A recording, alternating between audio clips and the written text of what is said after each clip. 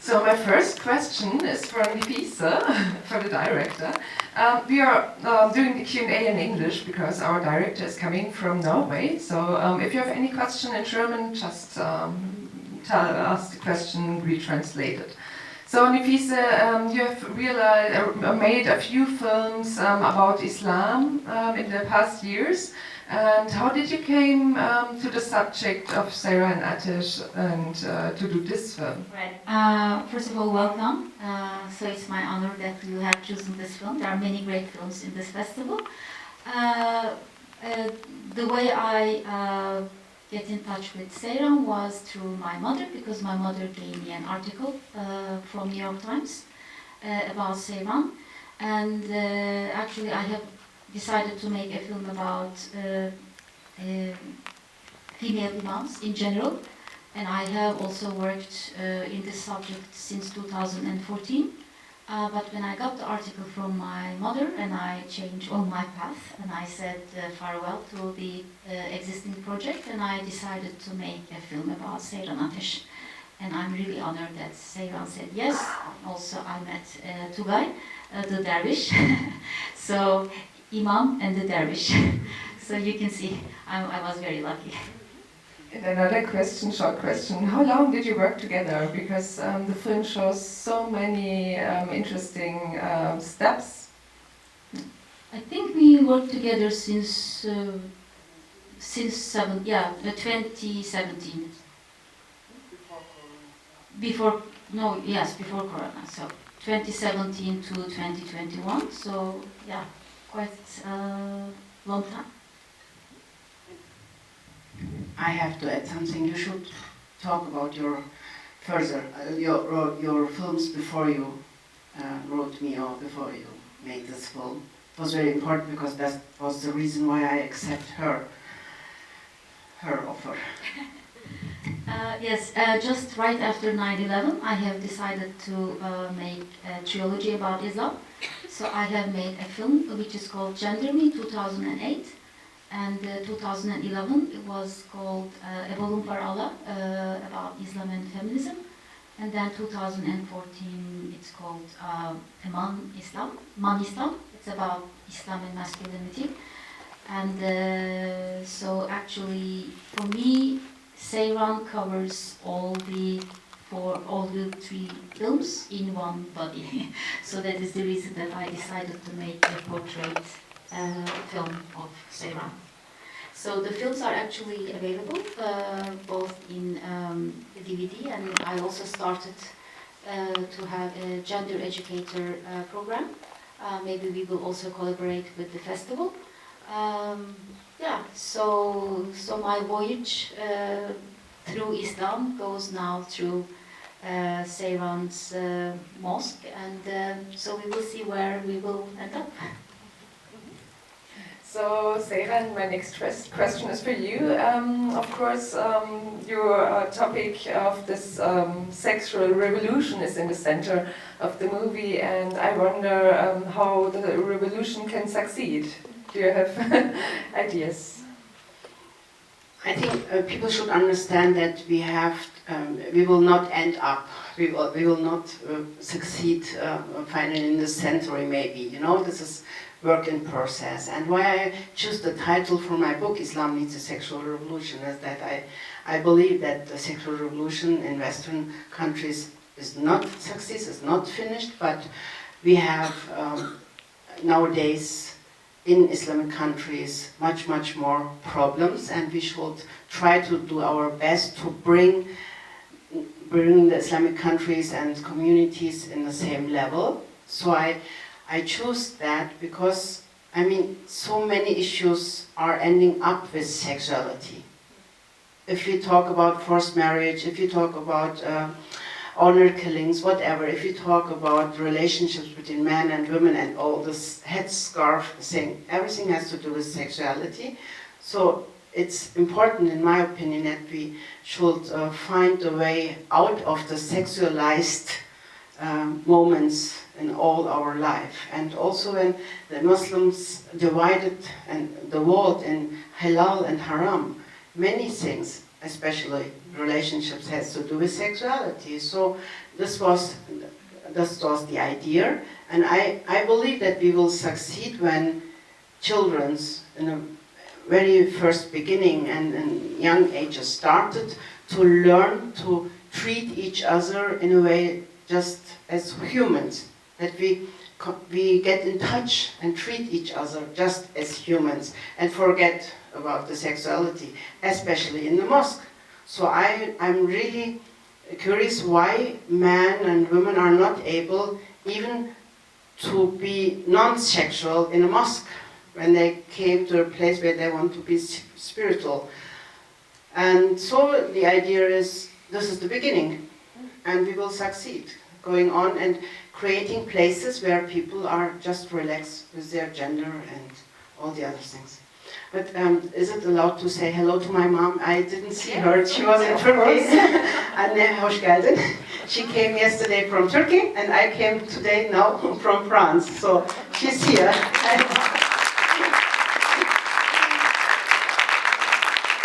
Hoş geldin anneciğim. Can I also say something to Seyran's mother? Because hoş geldiniz teyzeciğim. Because it was so important for me to screen the film to Seyran's mom and to have approval, because for me her approval is the highest. Sorry Seyran, yours is yours is also very important, but when the mother really approved the film, so for me it was I thought that okay, now I can relax. She said okay, everything's okay. Yes, or maybe a question, of course. I have a question for you. You are talking about the radicalization through the internet and YouTube, and I know it's a huge problem. And do you have any idea how you can support young people, or how can you prevent other young guys from this radicalization? I mean, a lot has changed already. 10 years ago, when I googled Islam and homosexuality, the only things that it came up were like radical forums on the internet, and on YouTube we had those preachers telling you, oh no, being gay is bad. If you don't want to go to hell, you have to, oppress those feelings. And today we have this mosque, we have our Anschluss, Islam and diversity, especially, safe space for queer Muslims and ex-Muslims as well. And right now I think that's all we can do, giving them another way of life, another view on Islam. And also we have to be on social media, because if you go on TikTok, all those very, very radical Muslims it is unbelievable how many clicks they have. They have like 50,000 likes, 100,000 likes. One example, we had our huge campaign all over the city of Berlin, posters, and one of those guys, he had 60,000 likes on this video. He compared our statement that love is halal, love is allowed, to saying the N-word. He says, when we say being gay is okay, he feels just as attacked as a black person when that person is called the N-word, and that's ridiculous. So yeah, the internet is the way to go, I think. Thank you. I have another question for Seyran. It's also about prevention. I mean, you're also working for women's rights and fighting for women's rights. What can we do to have gender equality in the Islam and Muslim world? One step was to open such a place, to show that it's possible to be together, men and women, and give all the people who wants to practice in Islam like that a place, a safe space and a place. That is the idea. And when I see going around all Europe, and I've been together with Nefise in many countries together, and Tugay as well, we can see all over Europe or all over the world, we have the same problem. When it comes to gender equality, in religions, it starts in the so-called holy houses. We have to go inside to change from the inside of the religion for something for women and men as well. We have to fight together for gender equality. And the same with LGBTIQ rights. You cannot change a religion from outside. This is what I realized one day as a human rights defender and fighter, and human rights defender and fighter, and as a lawyer working a lot with Muslim women. I realized they really have to deal with their own religion. They have to understand, or they have to accept that it's possible, or they possible to go for reformation in their religion, and also feel themselves not bad, just practicing because they practice their religion contemporary. So it was a little bit like Tugay's journey, changing from a very radical and very conservative Islam to a very liberal and in kind of Islam what is fits him. That doesn't mean that everybody has to be like that. So I'm a little bit vorsichtig. How is it? I'm a little bit cautious. Yes, I'm a little bit cautious because a lot of people mean that I would say everybody has to practice Islam like that, or I have the true idea about Islam, and this is the Islam. You know, this is the huge discussion and debate. This is what we are doing. We just want to be accepted as a part of the Muslim community and give all those women and men who are not comfortable with gender apartheid, who are not comfortable with their sexual identity in traditional mosque, so give them a place. And what is really important is also, it's not my mosque, it's not his or her mosque, it's our mosque. And here is the congregation. There are some people here in the audience from the congregation, and they are the people who make it possible. You cannot open a mosque for your own. You cannot open a door, pay the rent, and stay there and say, so here's a mosque. This is not possible. So it's stupid to think like that. And doing this first step, which is really dangerous, and you see the police protection here. So we need protection, our mosque needs protection. So that shows everybody it's a dangerous thing what we are doing, but I'm really hopeful. I am sure in 20 or 30 years it will be usual having mosques like that. Or? Inshallah. Oh, yes, thank you. Maybe you have something to add. If not, I have another question. It's also about, of course, we know it's dangerous to fight for human rights. And I wonder if you have or had problems to find funding for your films, because you make progressive, critical films. How does it work for you? In Europe, we have been talking about diversity, and we have some check boxes when you are applying for a film project. I mean, like, do you have immigrants? Do you have Islam? Do you have women? Do you have all these check boxes? So whenever somebody makes a film about one female imam, so the whole Europe think that it's enough. We have the film, so why do we need another one? But if you want to make a film about the Norwegian fishermen, but you can make, I don't know, like 10, 15 minute films. So this is also, like, I think the European system should also see the issue of diversity within diversity. And when I was also, as I told you, I changed my whole film. Actually, my film was called The First Supper, like my working title, because I was dreaming of having all the female imams together and interview them, and at the end invite them at the northern Norway and have a big First Supper, because many people know about the Last Supper, and I think the First Supper should belong to women and Muslim women.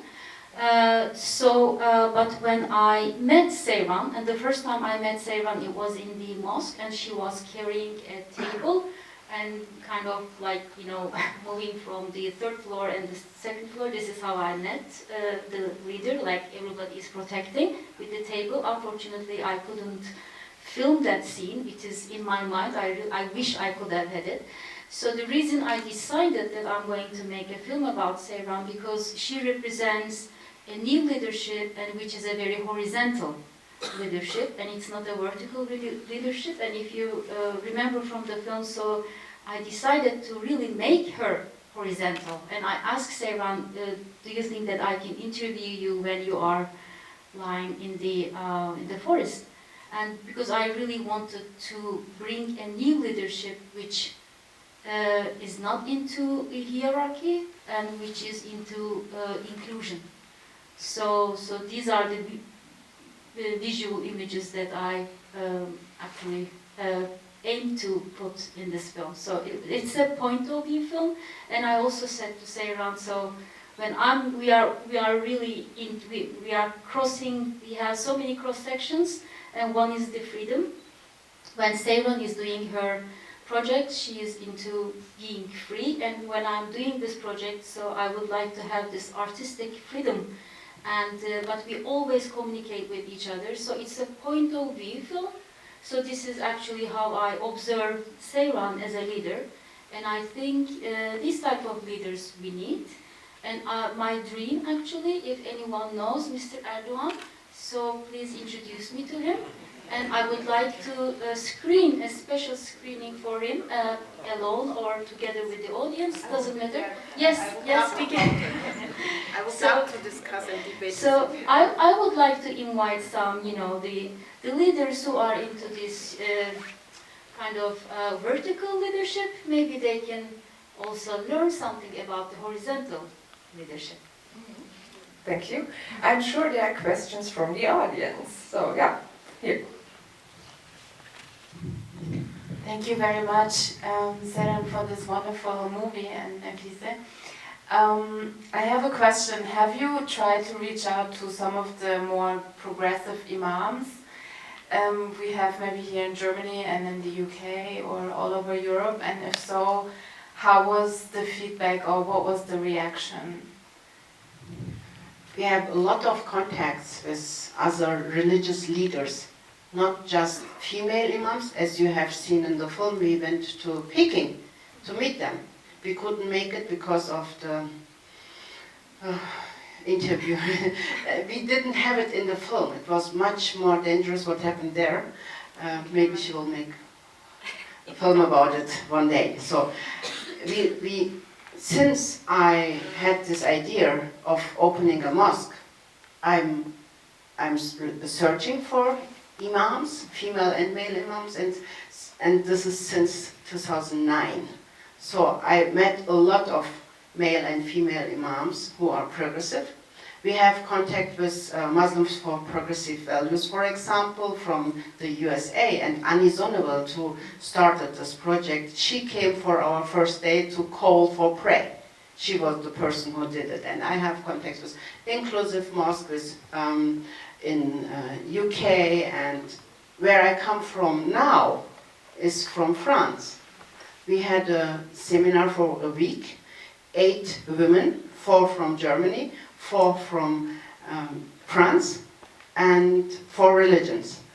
And I met Eva. Eva is one of the women who started a mosque in Paris in 2019, and I was there for the opening event. So I have a lot of contacts, and this is not everything. So I could talk for an hour here about the contacts. We have a huge network and relationships with other people who are also doing the same work. And that's why I'm so powerful, also why I'm so sure about what I'm doing. And I'm not doing something stupid and crazy, and I'm not inventing the wheel new.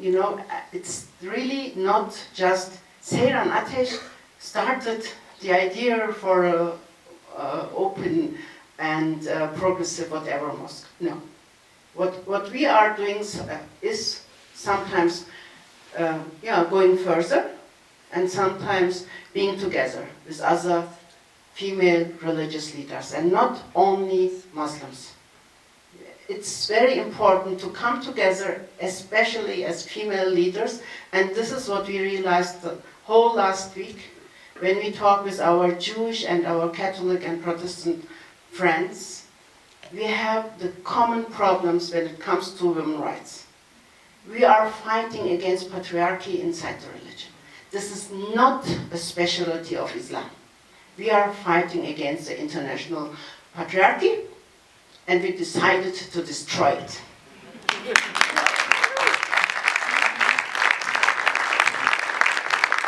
I would like to say that I'm coming from a very secular tradition, so I usually do not go to the mosques. I go to the mosques just as a tourist and enjoy the beauty of it. First time I prayed in the mosque, it was in the Seyran Mosque and together with Tugay. So Tugay is the first man beside me, and we prayed together. And that was very strong for me. I really cried because I do not want to go to the ordinary mosques. They put me in the female section, which is so noisy, gossipy, and kids are crying and all these things. I would like to go to a really decent place and spiritual place. So thank you to Guy for sharing this very spiritual experience with me, because not all the Muslim women experience that they do spiritual action with a friend, from the opposite gender. Yeah, the time's running. We have time for just one last question. Yeah. We saw in the movie that there are a lot of women, female imams, who are not okay with your plans, don't wearing a headscarf and so on as an imam. And I'm interested, is there a female movement or a movement of female Muslims in Berlin who fight active against your project? Yes, I'm sure you followed the discussion and debate last week when they cancelled the Q&A of Tugay when they screened the film in another festival, Sura Festival.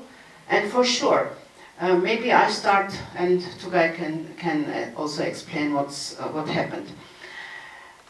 When 100 years ago women stand up for the right to vote and for the right to have about their own children, don't forget this is what I want to say. Then other women stand up and they also started running unions against the right to vote.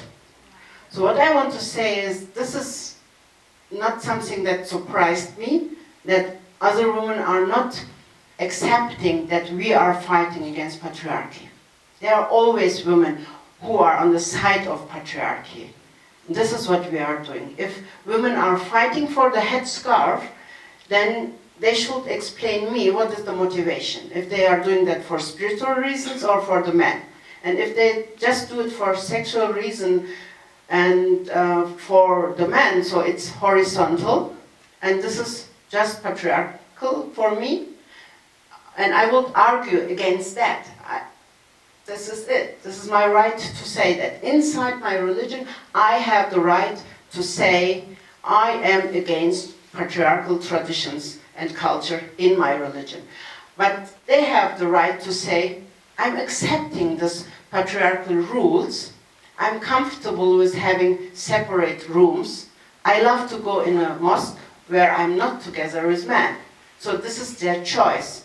In democracy, this is possible, and I have to accept that. But I will not stop for myself to stand up and fight against rules how I should cover my body because men cannot control their sexuality.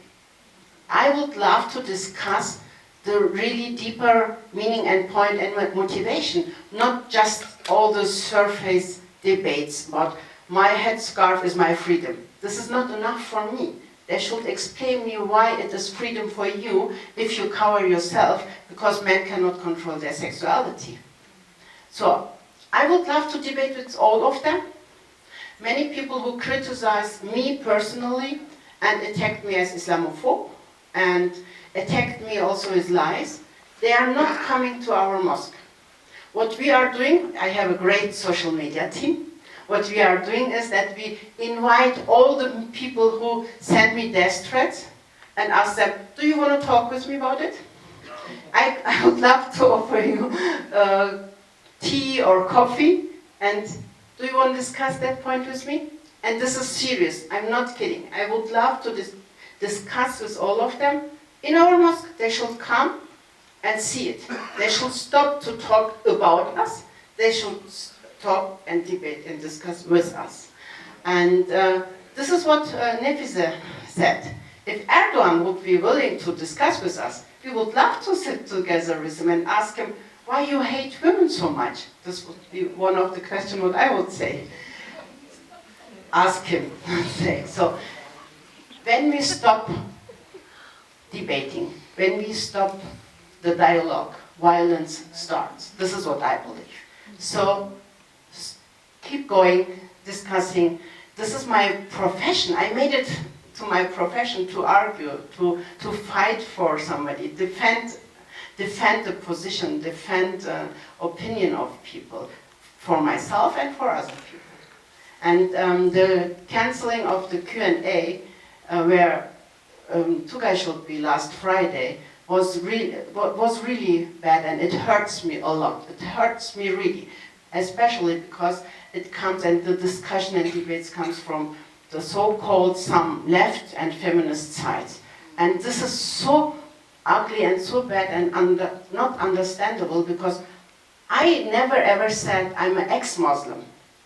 This is a mosque what I opened there, and we are Muslims. What we are doing is something inside our religion as Muslims. And this is really not understandable if Germans, who are not Muslims and atheists, and also women who wear the headscarf and just fight for this issue, stand up and call us non-Muslims. So it's not acceptable.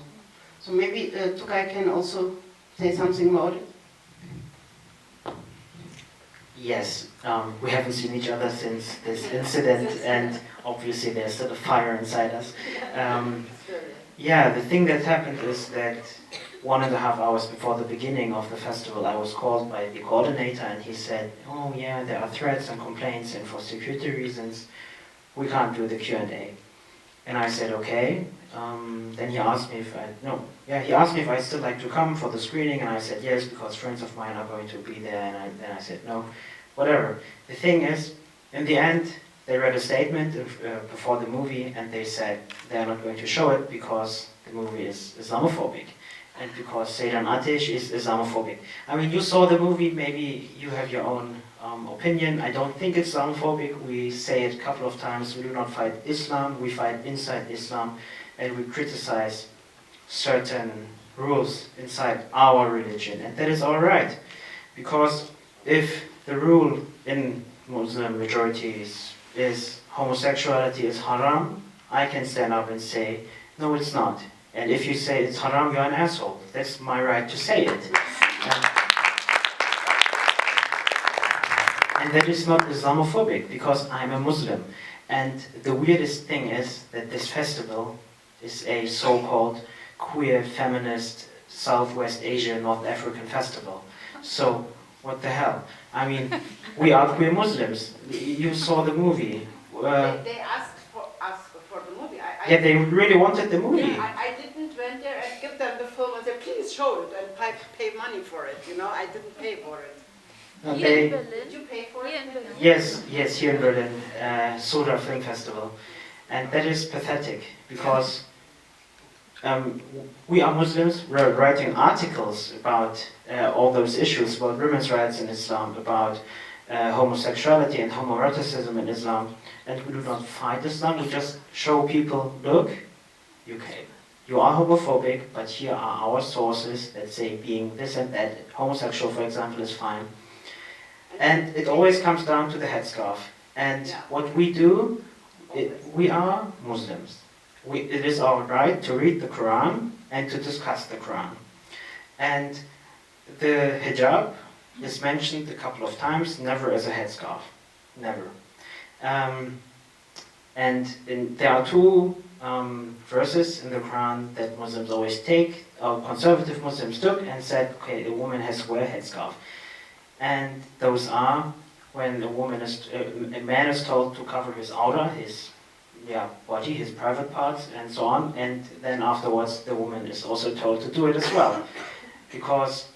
And wear a scarf over her breast, because it was very normal to have a Ausschnitt, till the décolleté until the Bauchnabel, you know. I don't know the English word now. No. And the other verse is a woman is told to cover herself, to not be harassed. And we want to read the core issues, the core statements of the Quran. And if a woman had to cover herself to not be harassed, for us, the main sentence, the core sentence is the woman should not be harassed, and she doesn't have to wear a headscarf for it. We should educate men to not harass women, you know, and that's the whole thing.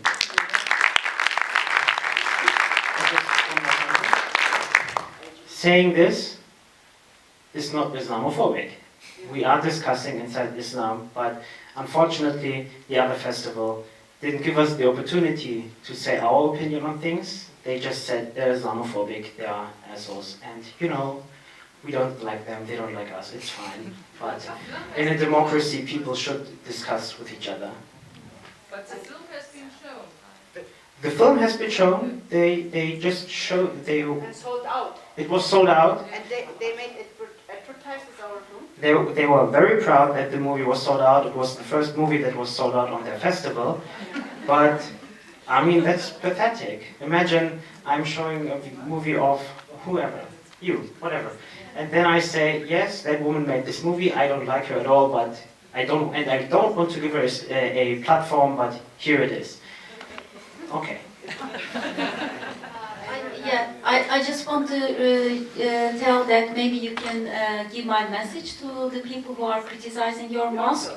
No, I mean your mosque and our films, so because you have so many adjectives, you are you are PKK, Gülen, And Islamophobe. Islamophobe. An Armenian Jewish agent. Armenian Jewish agent. Agent, yes, but I think you know you have many adjectives. I think they just forget one. Homophobe. Homophobe. Please tell them. I shall tell them, and really, I don't know if I should laugh or cry. Since May, we have a great campaign in the city. Love is halal. Liebe ist halal. And Tugay and some other people are on this poster, and he's brave enough to show his face and stand up for LGBT rights and say, I'm Muslim and I have sex with men. You know, have this courage to do that in a city like Berlin, and we are attacked for that. And the so-called LGBT festival is canceling this great young man. I don't understand. It's not just because he's my nephew. And behind this campaign, there is a huge congregation. The insult is not just against me. This is why I'm so sad. They are not attacking just me. They call my name, they just use my name. But believe me, there is a great congregation since 4 years. Mohammed El-Khatib is sitting here. He's one of our imams from the very first day. You know, Hans is over there. He's Christian, and he's one of our members in our congregation. In our mosque, he's Christian. He's still Christian. His wife is Muslim. So they are in our mosque every Friday, you know. My sister is here. You have seen her there. And Bilal is here. He's gay and handicapped, and he's standing up for LGBT rights. There are so many great people, and as Nefise once said, if you come to our mosque, you never meet me. You don't meet me, you meet so many great people, and this is the insult, what they are doing. They deny that there are many, many people who are standing up and creating this mosque. And why they don't come over every Friday at 2:30? Please come and see yourself. All of you are invited, because we are open every Friday. Yeah, thank you so much for the invitation. Thank you so much.